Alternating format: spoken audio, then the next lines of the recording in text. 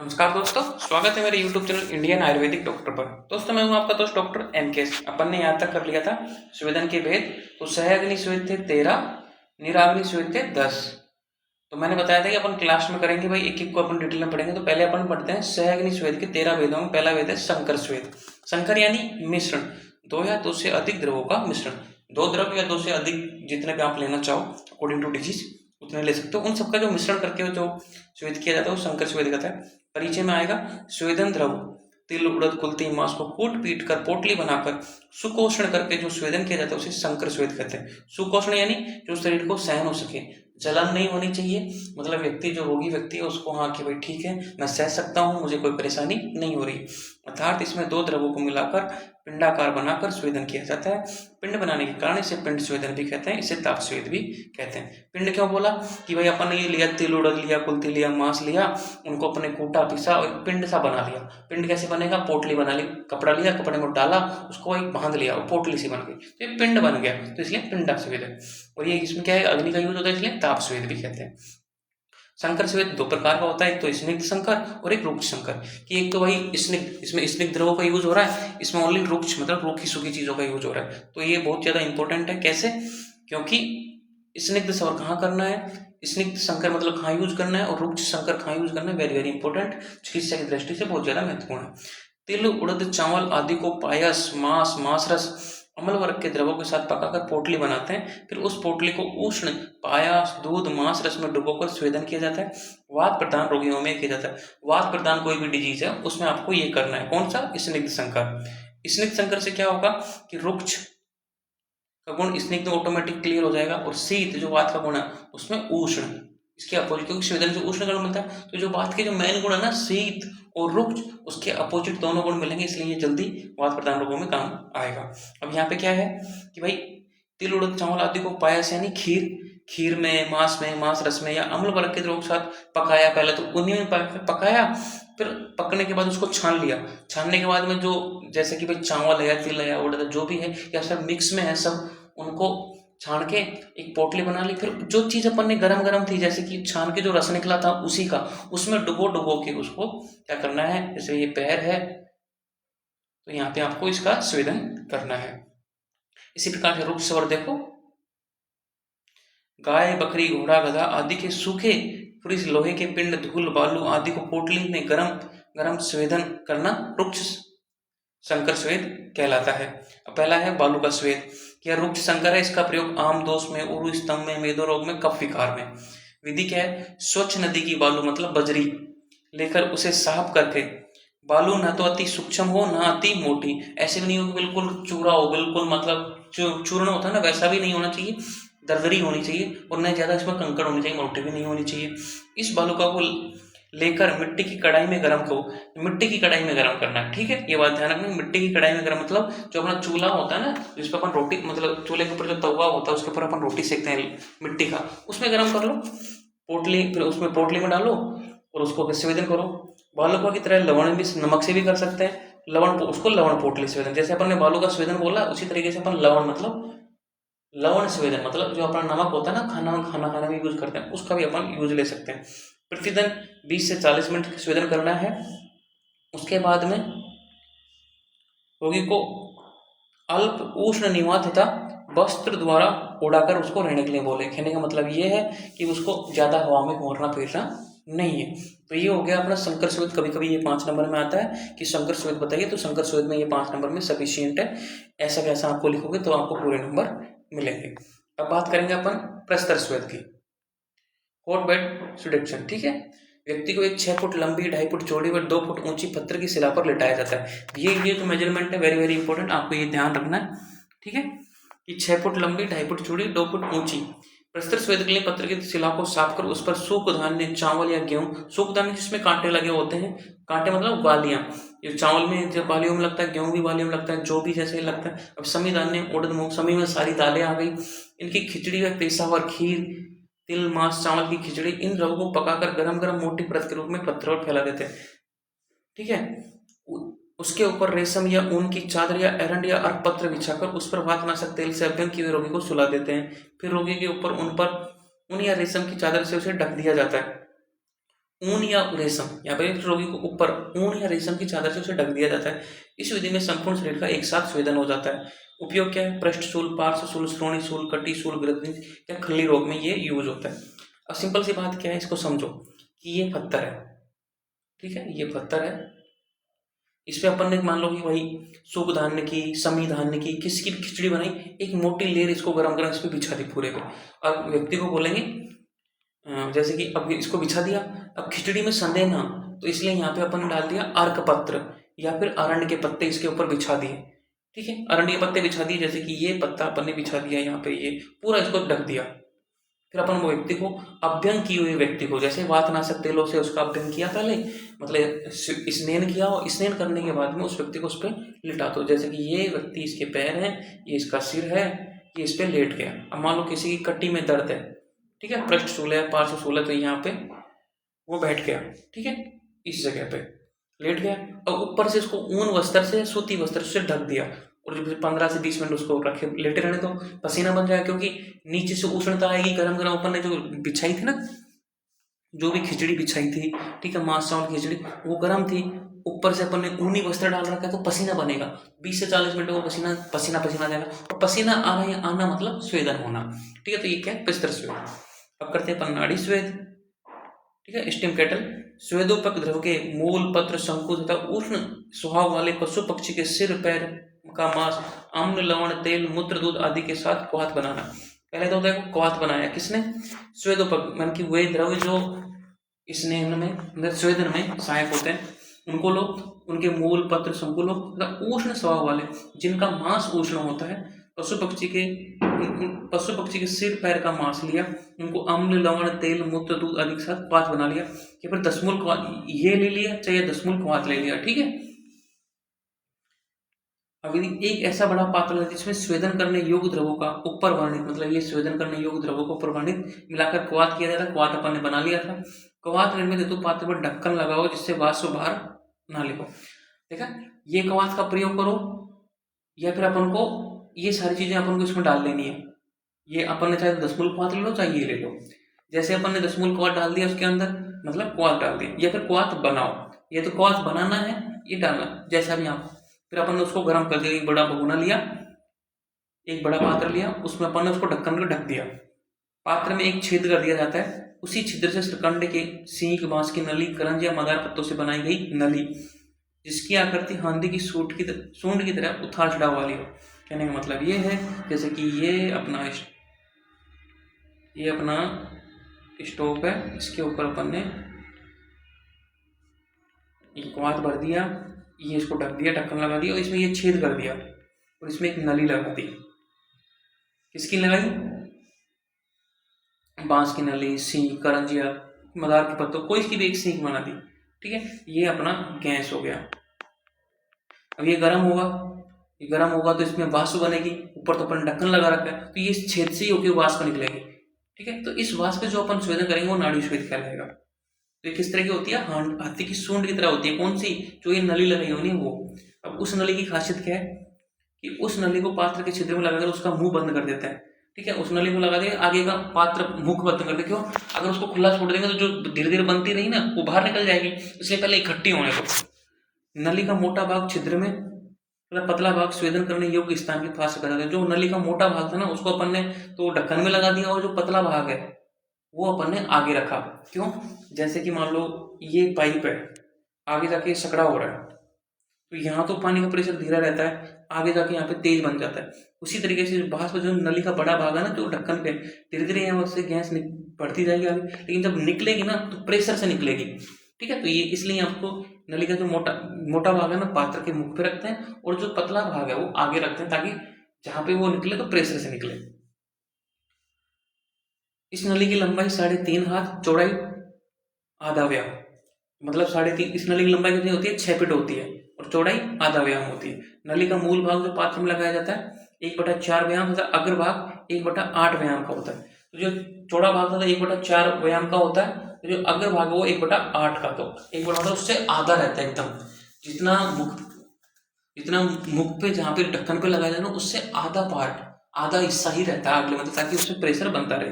यदि नली की लंबाई में कोई छिद्र हो तो वासनाशक पत्र से बांधते हैं। जैसे कि भाई ये नली थी, अपन ने जो ढक्कन पे लगाई थी, उसमें यहाँ छेद हो गया, यहाँ से वाष्प लीकेज होने लगी, तो इसको बांध दो किससे? वातनाशक पत्तों से। ओके,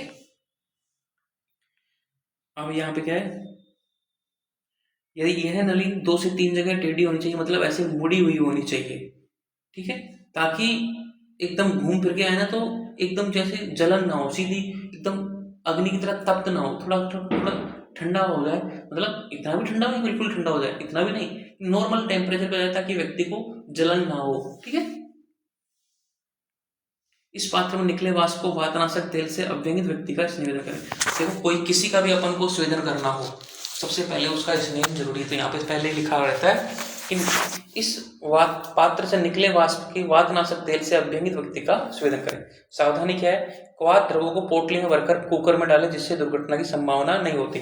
जैसे कि दुर्घटना की संभावना कैसे, यहाँ पे बोला कि पोटली में, अब पोटली में रखेंगे, जैसे कि ये जो पोटली है, ठीक है, यहाँ पानी है, तो ये फैलेगा नहीं, ये फैलेगा नहीं। अगर ये खुला रखते हैं ना, तो यहाँ से वाष्प के साथ ये ढक्कन पे जाके चिपक जाएगा, और ढक्कन पे जाके चिपक जाएगा तो वाष्प निकलेगी नहीं बाहर, और वाष्प इकट्ठी होती रहेगी इस कुकर में, फिर अचानक से एकदम विस्फोट हो जाएगा, जब टेम्परेचर मतलब वाष्प बहुत ज्यादा हो जाएगी, एकदम ये कुकर फट जाएगा। इसलिए पोटली में डालो हमेशा, ठीक है। पोटली से क्या रस निकल निकल के उस पानी में आ जाए, क्वाथ में आ जाएगा, तो आपका काम भी हो जाएगा और दुर्घटना की संभावना भी नहीं रहेगी।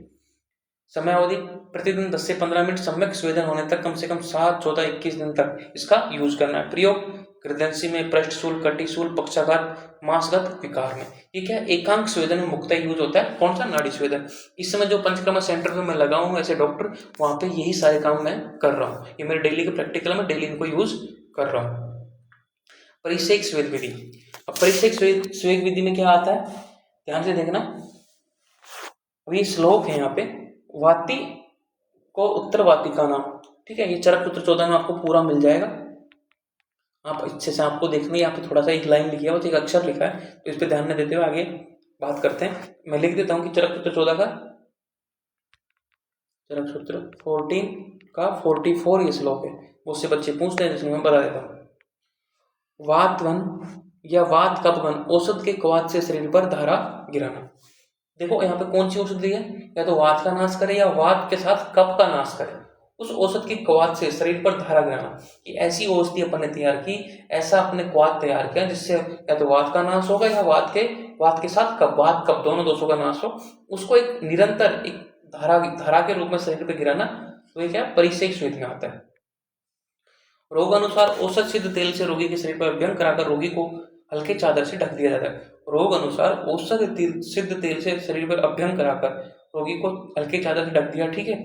नाड़ी स्वेद में प्रयुक्त द्रवों का क्वाथ बनाकर क्वाथ को सुराही, कुंभ, वसुलिका, सहस्त्र छिद्र वाले कुंभी में भरकर फुहारे के समान शरीर पर गिराकर वो परिस्वेग स्वेग कहलाता है। समझो कि भाई पहले अपन ने रोगी का अभ्यंग करा वातनाशक तेलों से, जिसका भी अभ्यंग किया, मतलब स्नेन हो गया, स्नेन के बाद में उसको चादर से ढक दिया, उसके बाद में अपन ने जो नाड़ी स्वेद में जो क्वाथ बनाया था, ठीक है, उसी प्रकार से यहाँ क्वाथ बनाओ, फिर उसको या तो ऐसे सुराही में भर दो। सुराही क्या होती है, एक तरीके की वो होती है, ठीक है, इसमें अपन पानी भरते हैं, या फिर घड़ा, वर्सुली का, वर्सुली क्या होता है, जैसे कि ये घड़ा है, ठीक है, इसमें छिद्र होते हैं, जगह जगह जगह जगह ऐसे छिद्र होते हैं, ठीक है, सहस्त्र छिद्र मतलब हजारों छिद्र वाला घड़ा। अब जैसे अपन ने इसमें पानी भरा तो इस छिद्रों से ये बाहर निकलेगा। अब इसको ये ऊपर रख दिया, अब इसके नीचे अपन ने रख दिया व्यक्ति जो रोगी था, तो फंवारे के समान शरीर पर गिरा। जो सहस्त्र था, मतलब ये इंपॉर्टेंट है, जो हजारों छिद्र थे, इससे पानी वो मतलब निकलेगा क्या, क्वाथ, गुनगुना जो गरम गरम क्वाथ था शरीर पे गिरेगा, तो पूरे शरीर का क्या करेगा, वो परिसेक करेगा। इसी को अपन परिसेक स्वेद कहते हैं। इस क्वाथ के स्थान पर तेल, घृत, दूध आदि की सुपुष्प धारा से स्वेदन किया जाता है। या तो यहाँ तो क्वाथ बताया, आप इस तरीके से तेल ले लो, घी ले लो, दूध ले लो, जो भी आपको अकॉर्डिंग टू डिजीज आपको जो लेना है, जो उपलब्धि है आपके पास, वो आप ले सकते हो, ठीक है। अब यहाँ पे देखो, समय अवधि आधे से 1 घंटे तक होना चाहिए। ओके, उपयोग गुल्म, आना, तूनी, प्रतूनी, सूल, उदावट, अस्टिला और आदमान। गुल्म जिसमें गुल्म डिजीज है, आना है, तूनी, प्रतूनी, ये तूनी प्रतूनी क्या होते हैं, मतलब नाभि से नीचे की तरफ दर्द होना, ठीक है, और फिर वापस से नीचे से ऊपर को लिए तोनी मारते हैं, शूल, उदावत, ये सब मतलब जो पेट में गैस संबंधी जो दर्द होता है उसमें आप परिसेक स्वेद करा सकते हो। अब आता है अवगाहन स्वेद। टब्बा, शरीर के आधे भाग का किसी एकांग को जल, क्वाथ, स्नेह में डुबोकर स्वेदन करना अवगाहन कहलाता है। जैसे प्रकार के ये होता है, ऐसा टब होता है बड़ा सा, थोड़ी मैं बता नहीं पा रहा, ऐसे होता है ये, ऐसे टब सा होता है जिसमें व्यक्ति, ये गढ़ा सा लग रहा है लेकिन इसको आटा देखते हैं, गढ़ा नहीं है ये टब होता है। यहाँ पे आदमी व्यक्ति इसमें पानी भर देता है और व्यक्ति जैसे कि ये इसका सिर हो गया, ये इसके पैर यहाँ लटक गए, इसकी कमर और ना कमर यहाँ पर डूब जाती है। ठीक है, ये टब टाइप को टब होता है ना, अपन जो मूवियों में देखते हैं जिसमें पानी भरा होता है, वैसा टब है ना। तो आधे भाग का किसी, जैसे कि क्वाथ, इसमें किसी भी क्वाथ से भर दिया या फिर स्नेह से भर दिया। क्वाथ रख, दशमूल क्वाथ ले लो, निगुंडी क्वाथ ले लो, बुलादी क्वाथ ले लो, अंडमूल क्वाथ ले लो, घृत तेल, मांस रस, उष्ण जल टब या द्रोणी में भरा जाता है। मतलब इनमें से कोई भी आप चीज ले सकते हो अकॉर्डिंग टू डिजीज, जैसा व्यक्ति आपके पास आया है। द्रोणी में वातनाशक तेलों से अभ्यंग किए हुए व्यक्ति को बिठाकर, देखो सब में एक चीज आ रही कॉमन कि अभ्यंग किया हुआ होना चाहिए उस व्यक्ति का। ठीक है, अंगों पर उष्ण जल या क्वाथ में सिंचन कर अवगाह स्वेद करा जाता है। उपयोग सर्व व्याभिवात रोग, अर्श, मूत्रकृत, वातवादी, ग्रदंसी, संधिवात, अवधि 1 मुहूर्त से 4 मुहूर्त। 1 मुहूर्त में होता है 48 मिनट। ठीक है, तो 48 मिनट मिनिमम करना है, 4 मुहूर्त तक आप कर सकते हो अकॉर्डिंग टू आपकी आवश्यकता के अनुसार। तो ये अवगाह स्वेद वेरी वेरी इंपॉर्टेंट है। जैनताक स्वेद सबसे ज्यादा यही पूछा जाता है, इसको 5 स्टार में लगा देता हूँ ताकि आपको इंपॉर्टेंट रहे। जैनताक विधि से स्वेदन के लिए सर्वप्रथम भूमि परीक्षा करनी चाहिए। देखो, जैनताक विधि से स्वेदन के मतलब भूमि परीक्षा, भूमि गुण युक्त प्रशस्त पृथ्वी के एक भाग में काली पीली मिट्टी हो तथा निकट में बावड़ी, पोखर, जलाशय के दक्षिण या पश्चिम की ओर उत्तम सीढ़ियां बनी हो, जलाशय से 10 से 12 फीट दूरी पर पूर्व अभिमुख,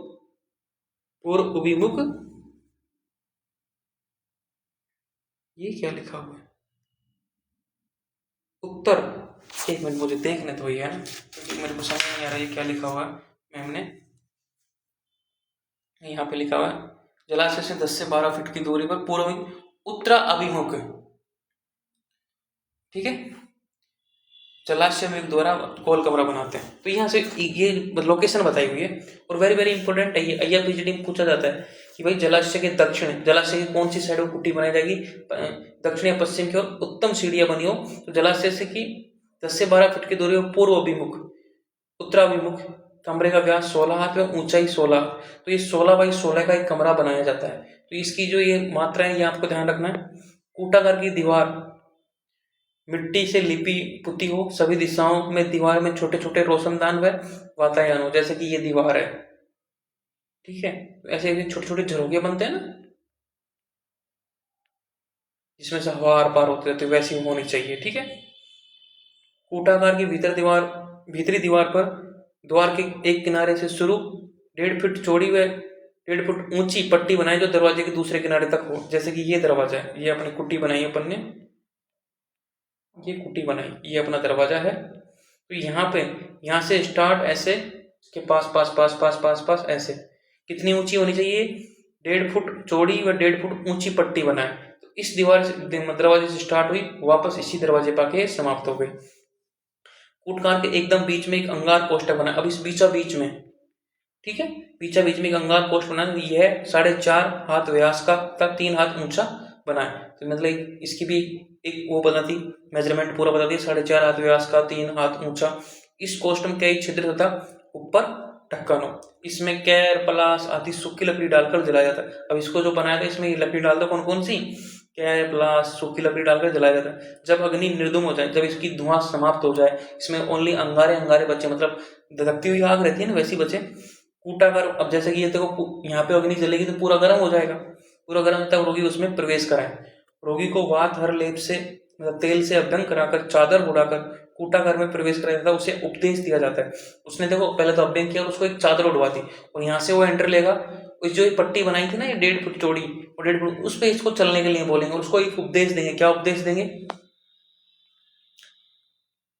हे साम्य, तुम अपने रोग की मुक्ति व अपने कल्याण के लिए कूटागार में प्रवेश करो। भीतर प्रवेश होकर दीवार के संलग्न चबूतरे पर करवट बदल बदल कर सुखपूर्वक सोना, स्वेद से मूर्छा होने पर भी चबूतरा मत छोड़ना, नहीं तो द्वार का पता न चलने पर शीघ्र ही प्राण त्याग दोगे। अतः किसी भी परिस्थिति में चबूतरा मत छोड़ना। जब तक यह प्रतीत हो कि सम्यक स्वेदन हो गया, शरीर हल्का हो गया है, स्थिरता, भारीपन, शून्यता, वेदना का नाश हो गया है, तब चबूतरे के सारे द्वार पर आकर बाहर निकल जाना। बाहर निकलने पर रोगी की आंखों की रक्षा हेतु तो तुरंत ठंडे जल का प्रयोग नहीं किया जाता। एक मुहूर्त बाद सुकुष्ण जल से स्नान, उसके पश्चात भोजन कराना चाहिए। अब समझो, उसको ये बोला कि भाई उसकी जो चबूतरा बनाया था ना, ये जो पट्टी बनाई थी ऐसे, अपन ने जो पट्टी सी बनाई थी ना ऐसे, उसको बोला कि कुछ भी हो जाए इस पट्टी को मत छोड़ना। ये 1.5 फुट ऊंची, 1.5, अगर मान लो कि ये इस पट्टी को छोड़ेगा घबरा कर, तो यहाँ अपन ने आग जला के तो इसमें गिर जाएगा, वो मर जाएगा। इसलिए बोला कुछ भी हो जाए तुम्हें इस पट्टी को नहीं छोड़ना। जब आपको लगे कि भाई आपकी भारीपन, शून्यता, वेदना का नाश हो जाए, इस पट्टी के सारे से चलते चलते चलते चलते ऑटोमेटिक इसको बाहर आ जाओ। मान लो तुमने इसको छोड़ दिया तो आपको पता ही नहीं चलेगा कि गेट कहाँ, गेट तो एक ही है ना। और ऐसे नहीं कि जैसे बाहर निकला तो तुरंत आंखों की रक्षा हेतु ठंडे जल का प्रयोग नहीं किया जाता कि भाई मेरे को तो गर्मी लग रही है बहुत तेज, मुझे ठंडा पानी लाओ, मुंह धो लिया, पसीना आ रहा है, नहीं। अगर मान लो तुरंत अपने आप को धोने तो आंखों की रोशनी चली जाएगी। इसलिए एक मुहूर्त रुको, कितने 48 मिनट रुको, है ना, 45 से 48 मिनट रुका। उसके बाद मुझको सुकोष्ण, मतलब ठंडे पानी से नहीं, ना गुनगुने से भी, मतलब गुनगुना जो पानी होता है ना, वार्म जो वाटर होता है, गुनगुना पानी, उससे उसको नहलाना चाहिए। उसके बाद उसको भोजन देना चाहिए।